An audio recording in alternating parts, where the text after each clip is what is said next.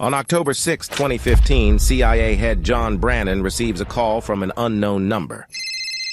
Hello? John Brannon? Who is this? You are of English. Who is this? How did you get this number? What do you want? I don't want anything. What are you doing this? We want you to stop bombing the Middle East. The person who made this plan, called to the world's most powerful man, was a 15-year-old boy sitting in London. The internet name of this child was Cracker, and his call shook the entire American establishment. But not only this boy, but also his other friend was behind this work, and these two boys did not leave the world's most powerful secret agency in a position to show its face. In 2015, they leaked thousands of secret documents of CIA and SBI. He also gave highly confidential documents of the American government to Julian Assange. These were the documents which contained all the details of how the CIA had polled governments in Middle East, Afghanistan, and South American countries. It was also written in these documents that the American government has such a technology through which it can monitor every person in the world who has logged in on the internet even once.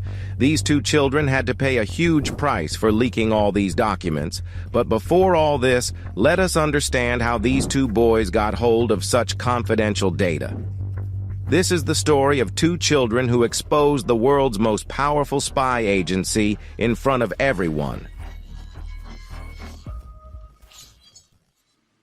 In 2008, a 14-year-old child was playing Counter-Strike on his computer in a rich area of the American state.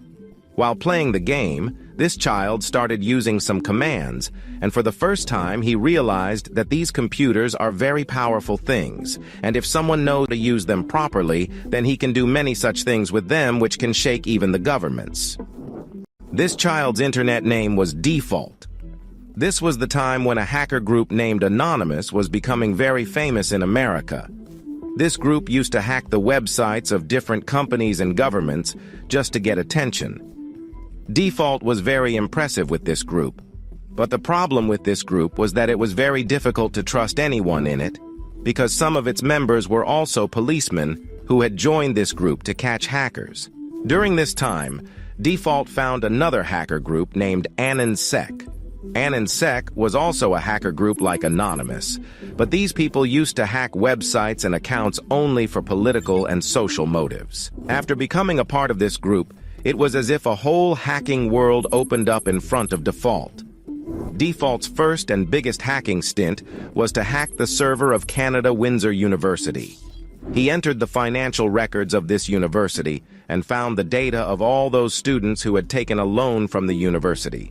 This amounted to about $9 crore $40 lakh. Default deleted all this data. Now, normally, whenever hackers hack any such financial information, they charge a hefty price to restore it. But Default had no such intention. He started considering hacking as a tool to get attention and bring about social change. After this, Default kept hacking one website after the other, and there was some social or political motive behind every hacked website. 2013 had arrived, and Default had now become a pro-level hacker.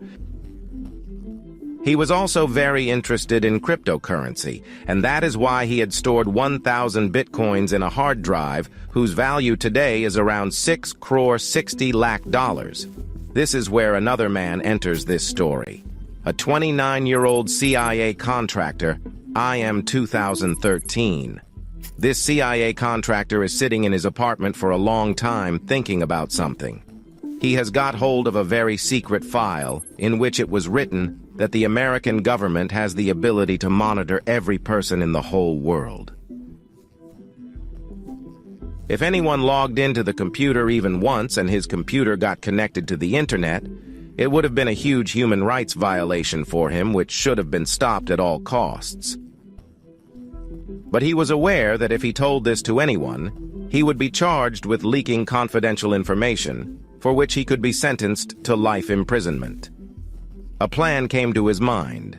He downloaded all the data, applied for leave for a few weeks, and went to Hong Kong because he thought that the Hong Kong government would protect him from the American government.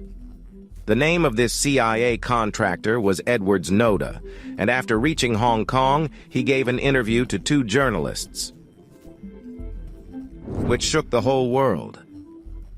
In this interview, he revealed all the secrets about how the American government has started monitoring people all over the world and violates individual freedom. This interview inspired hackers like Default and crackers a lot. On one hand, Default was very angry with his government. He decided that he would teach a lesson to CIA officials and show them how it feels when someone is monitoring your private life and data, so he teamed up with a cracker sitting in England. Cracker was very much against America's increasing involvement in the Middle East, and especially the American role in what was happening in the palace today. These two boys together formed a group named Trackers with Attitude. Their first victim was James Clapper, intelligence director of Obama administration. They got Clapper's phone number from Google, and through that number hacked his email, and through that email hacked all his social media handles. After this, their next target was head of CIA John Bravin. Now they not only hacked all the data of Bravin, but also made a prank call to him, which you can hear in full at the beginning of the video. The CIA and John Bravin were shocked. Crackers uploaded all of Briannon's data on Julian Assange's Vishali website. It contained all the confidential documents that mentioned the CIA's role in the Afghan-Iraq war and the technologies through which the CIA was violating human rights. In October 2015, Julian Assange made all this data public and all help went broke. CIA had to pay damages of $15 lakh for this data leak. Many of their secret agents went underground. Many people had to resign. The embarrassment was a part of this. These two did not stop yet. In the next few months, they kept hacking everything from FDI database to Department of Justice's website and kept leaking documents. It was a matter of shame for the entire American government. They could not understand that this is... Who are the anchors? Both of them knew that after what they had done, the CIA and the American government would definitely come after them, and that is why both of them were hiding their identity in a very strong way. They would also switch proxy every 5 minutes so that their location could not be traced. The world's most powerful spy agency had not been able to trace these two children till now, but then in September 2016, the crackers made a big mistake. One day he was partying with his two friends in a drunken state when a news came on TV about how a group called Crackers with Attitude had taken the entire CIA by surprise. Cracker told his manner that one of the forms was his. When his friends made fun of him, he showed them all the servers and proofs, and this was his biggest mistake. One of his friends informed the government about all this, and just after 48 hours, British police raided the apartment of Cracker in England. And in America, FDI raided the apartment of Default. Both of them were arrested. Crackett was sentenced to 2 years of imprisonment for being underage and being in UK, but Default was given a very harsh punishment because he was in America. He was sent to prison for 5 years and fined $1,45,000, and his hard drive containing 1,000 weight coins was also confiscated from the government. I confirmed it. These two kids were sentenced for leaking information that was for the benefit of all human beings. And exactly what was told to them in the data happened in December 2023, when the Biden administration passed a controversial law in which the government was given the right to monitor anyone in the whole world without a warrant, and whose roles are that when you are watching this video, you and I are also being monitored. My only question is whether it is a crime to leak a documentary that exposes the wrongdoings of the government. Such things which are a threat to humanity. In this situation, I remember a quote by Edward Snowden. When exposing a crime is treated as committing a crime, you are being rude by criminals.